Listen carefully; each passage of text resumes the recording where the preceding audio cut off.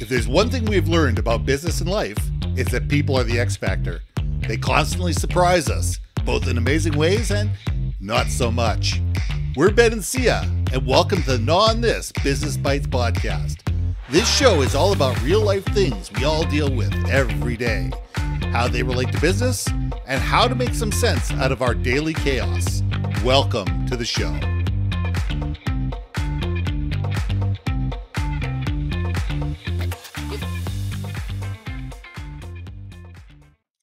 And welcome back to another episode of Gnaw on This Business Bites. I'm Ben, this is Syya, and this week I want to talk to you about you can't get alignment through assumptions.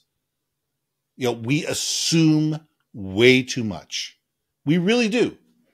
As organizations, we assume that, we've come up with this brilliant idea. We've sat in these little rooms with 10 or 12 or 15 of us, and we've come up with this plan, and it's taken us days, weeks, months to come up with it. And we assume that as soon as we open the door, let in a little bit of light, and let everybody else in the office in on what we've decided, that everybody immediately is going to buy into this. And everybody's going to think that what we thought was a good idea was a good idea. And that everybody thinks that they're going to actually be able to achieve what we assume that they're going to be able to achieve. We're not going to get alignment through closed doors. We need to let the light in early. The more people we can sit there and say, hey, listen, we're thinking about this.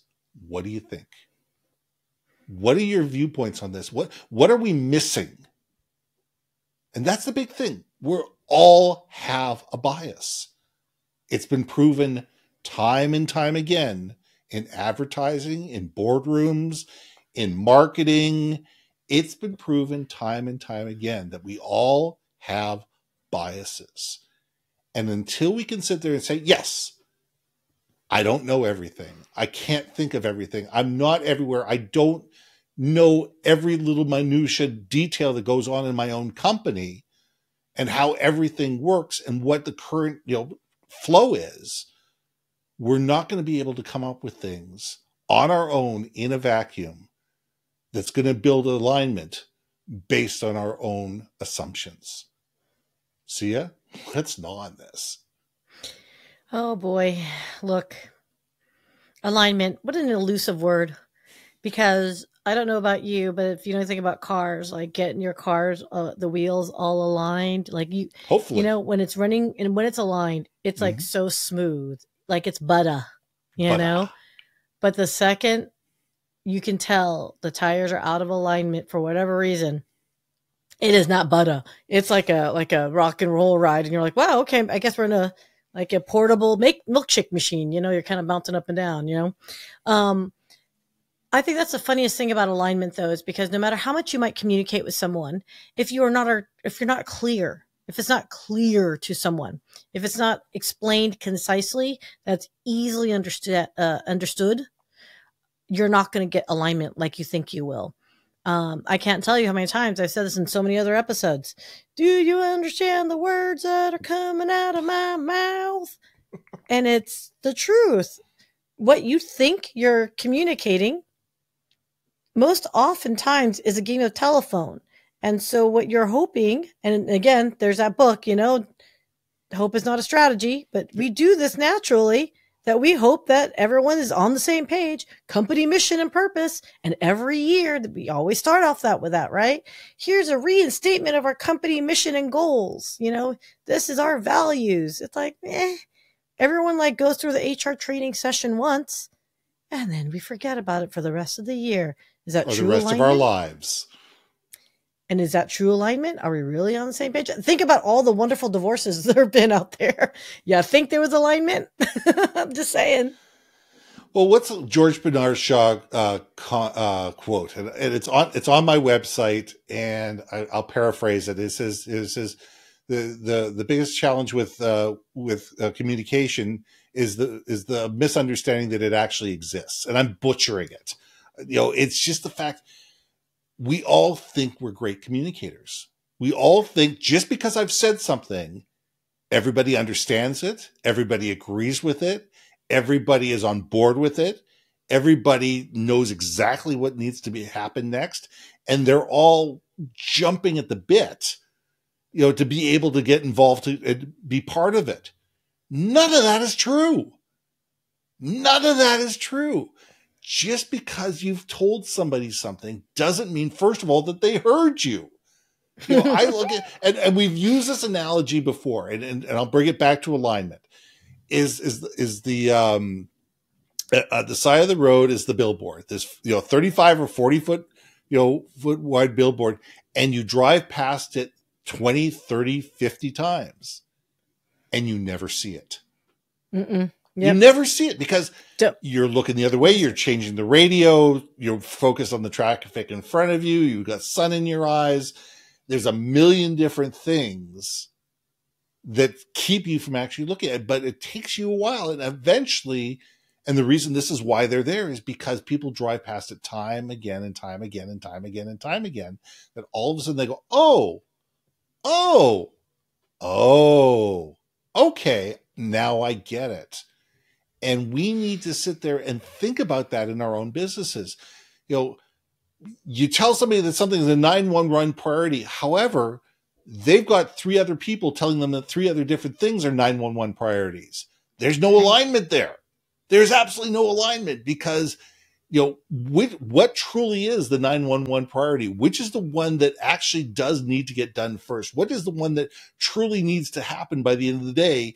If you got 4 different people screaming in your ear that 4 different things are all a priority to be done by the end of the day, and you sit there and wonder why people throw up their hands and roll their eyes and quiet quit and leave companies and whatever, because there isn't a sense of alignment. There isn't sit there and say, look, these are the things that are important to the company. These are the things that are, dovetail immediately with our mission, vision, and purpose. We need to take care of this because a customer is going to be left in the lurch if this doesn't happen today.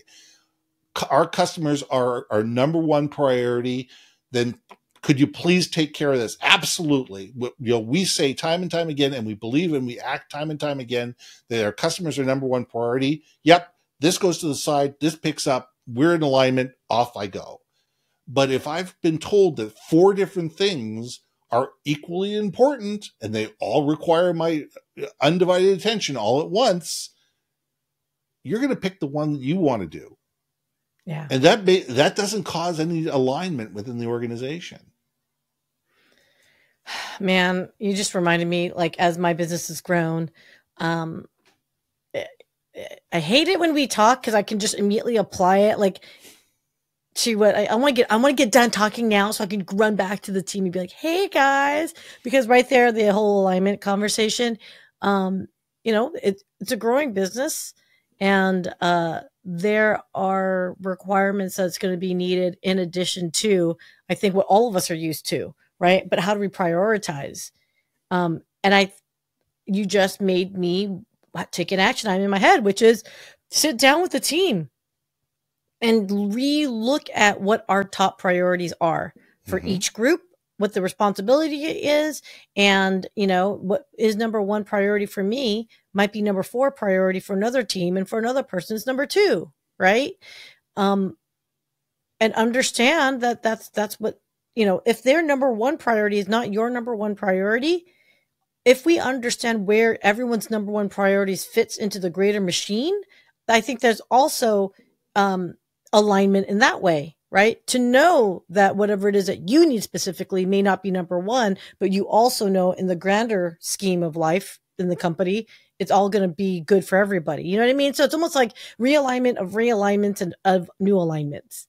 Well, that's what I'm kind of vibing with. And it's also assuming that how I assume you want something is what you actually need. I mean, here's a perfect example. I write a report in such and such software. It's 25 columns wide and 10,000 columns deep. And it's all this information, and I'm using whatever software package I use because that's the one that I use and I'm comfortable with. The problem is you're using a completely different software package in your part of the business. Yeah. And your piece of software doesn't talk to my piece of software. Yeah. So therefore, you're having to have two monitors open, one with my data up on it, one with your data. Cut, paste, cut, paste, cut, paste, cut, paste. How frustrating is that? Pain. And if I don't know that I'm causing you that kind of grief, if I don't know that if I'm assuming that I'm giving you because you said you needed this data. So I'm giving you this data, but I'm not giving it to you in a way that you can use it because I'm assuming everything's okay. But if you don't tell me that, hey, wait a second here, if your software package doesn't speak well to my software package, is there something we can do in order to build a Zapier or some type of connection to be able to port that information over simply? It makes life so much simpler, but we don't talk to each other. We just assume, well, they needed the data, so there's the data because that was the easiest way for me to give them the data. You're kind of giving me flashback a little bit because it just reminds me of like when I hear that, all I think is like how many times a CRM that is supposed to get rolled out for salespeople theoretically is great for all the finance people, but not for us salespeople. Like you said, you end up having to copy and paste back and forth everywhere because that's what's going to work for each platform.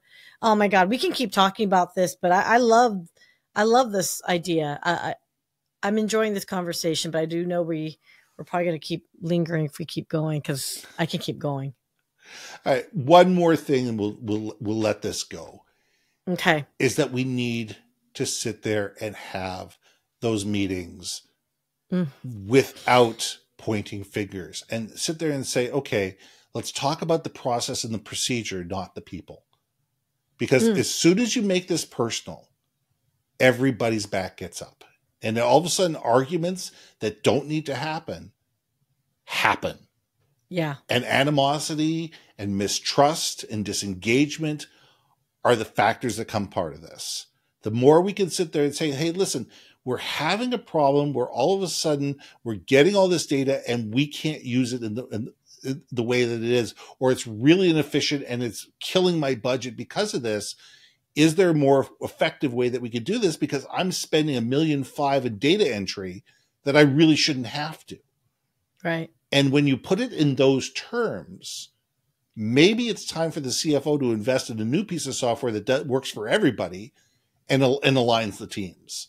So we need to openly communicate. And we basically say it there, I need this because, and it's not because I want this.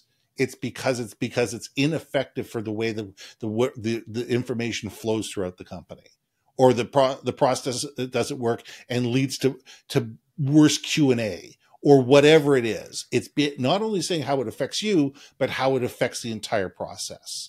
So we need to look at things that way. Ditto.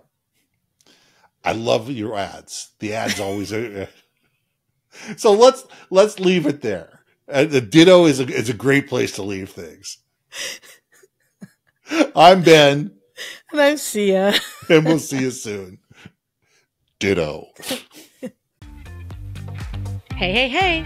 Thanks for listening to another episode of Not On This, Business Bites. If you liked what you heard, we most humbly ask that you like, share, and hit that subscribe button. And if you want to communicate more effectively within your organization, contact Ben at yourbrandmarketing.com or me at brilliantbeammedia.com. We can help you build your community, brand awareness, and personality through digital content and podcasting. We cannot wait to hear from you. So see you next week for another episode of Not On This, Business Bites.